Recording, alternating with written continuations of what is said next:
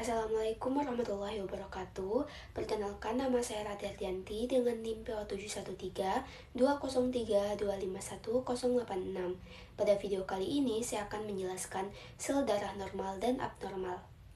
Jenis darah ada 3, yaitu eritrosit, leukosit, dan trombosit.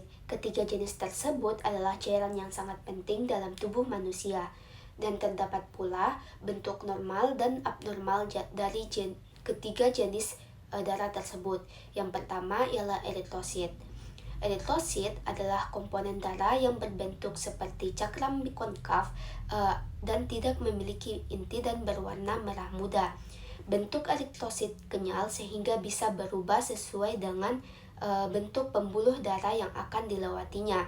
Ukuran eritrosit berkisar antara 7-8 mikrometri. Eritrosit normal dan abnormal dapat dibedakan dari ukuran, bentuk, dan warna pada eritrosit. Yang pertama, berdasarkan jenis ukuran. Berdasarkan jenis ukuran, yang pertama ada normosit, berukuran 7-8 mikrometri ditemukan pada orang yang sehat. Yang kedua ada mikrosit, berukuran lebih kecil dari normosit, terjadi pada anemia akibat kurang vitamin B12 atau asam folat. Yang ketiga, anisosit, berukuran eritrosit berbeda-beda, terlihat pada anemia campuran atau setelah transfusi darah. Yang kedua, berdasarkan bentuknya. Yang pertama ada sferosit, bentuk bulat, bisa terjadi pada sferositosis herediter. Yang kedua, eliptosit, bentuk oval atau panjang, terjadi pada eliptositosis herediter. Yang ketiga, drepanosit, bentuk seperti sabit, umumnya pada anemia sel sabit. Yang keempat, sistosit, bentuk pecah-pecah, sering ditemukan pada anemia hemolitik mikroangioptik. Yang kelima, target cell, bentuk seperti target, muncul pada talasemia atau penyakit hati. Yang ketiga, berdasarkan bentuk warnanya. Yang pertama ada normokrom, warna merah muda pada area pucat sekitar sepertiga dari diameter sel normal pada orang sehat. Yang kedua, hipokrom, warna lebih pucat mencerminkan kadar hemoglobin rendah, umum pada anemia defisiensi besi. Yang ketiga, hiperkrom, warna lebih gelap, area pucat minimal atau tidak ada, terjadi pada sferositosis. Yang keempat, polikromatofilic, warna biru keabu-abuan menunjukkan adanya sel darah merah muda atau retikulosit. Yang kedua ialah leukosit. Leukosit adalah bagian penting dalam sistem kekebalan tubuh yang bekerja untuk melawan penyakit, merespon peradangan, dan menjaga keseimbangan dalam sistem kekebalan. Leukosit memiliki beberapa jenis dengan peran dan karakteristik yang berbeda. Secara umum, leukosit dibagi menjadi 2, yaitu granulosit dan agranulosit. Yang pertama, granulosit. Granulosit memiliki granula dalam sitoplasma yang bisa ditunjukkan oleh pewarnaan khusus. Jenis-jenis granulosit meliputi yang pertama, neutrofil, berukuran 2-15 mikron, terdiri dari 2-5 lobus inti dan berisi enzim di granulanya. Yang kedua ialah eosinofil, berukuran 12-17 mikron, berbentuk 2 lobus inti. Granulanya mengandung protein kationik dan histaminase.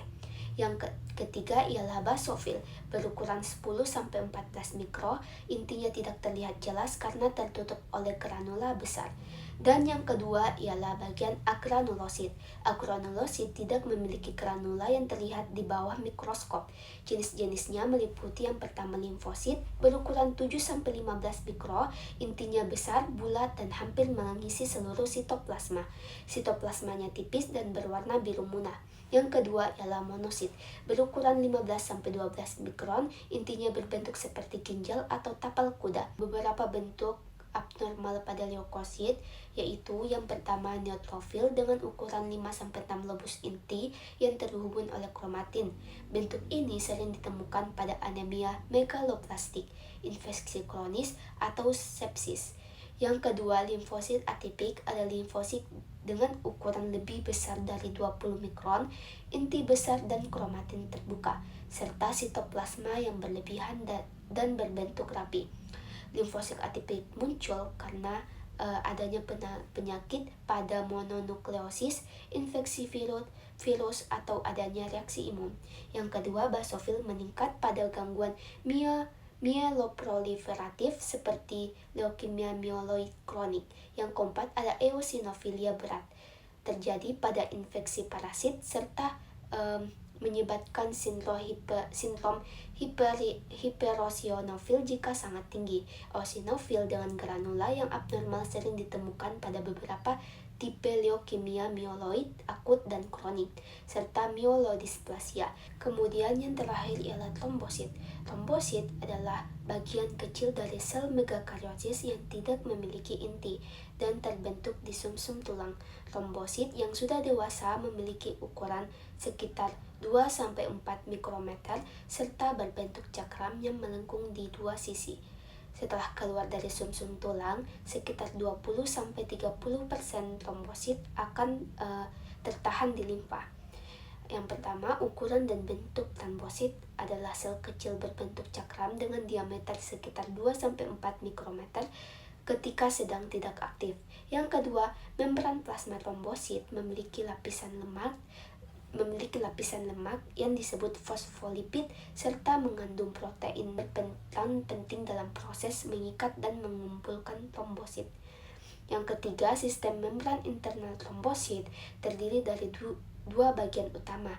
Yang pertama, sistem kanal terbuka yang berfungsi sebagai jembatan antara trombosit dengan lingkungan sekitarnya, khususnya saat trombosit melepaskan isi granula. Yang kedua, sistem tubular padat yang berperan dalam menyimpan kalsium dan menghasilkan prostaglandin. Kemudian yang selanjutnya ialah bentuk abnormal trombosit. Yang pertama ialah trombosit kecil. Bentuk trombosit lebih kecil dari ukuran normal. Hal ini umum terjadi pada penderita sindrom Wiskott-Aldrich, yaitu suatu penyakit genetik yang terjadi pada kromosom X dan disebabkan oleh adanya mutasi pada genetiknya. Yang kedua ialah trombosit satelit. Kondisi ini terjadi pada pasien yang menggunakan antikoagulan EDTA dan trombosit mengelilingi sel PMN. Dan yang ketiga ialah trombosit besar. Ukuran trombosit lebih besar dari sel darah merah. Ini terjadi pada pasien yang penderita sindrom Bernard-Soulier, gangguan proliferasi sumsum tulang, gangguan pembentukan sel darah, dan pada penderita yang mengalami peningkatan penghancuran trombosit. Itulah video penjelasan singkat mengenai sel darah normal dan abnormal dari saya. Sekian dari saya. Wassalamualaikum warahmatullahi wabarakatuh.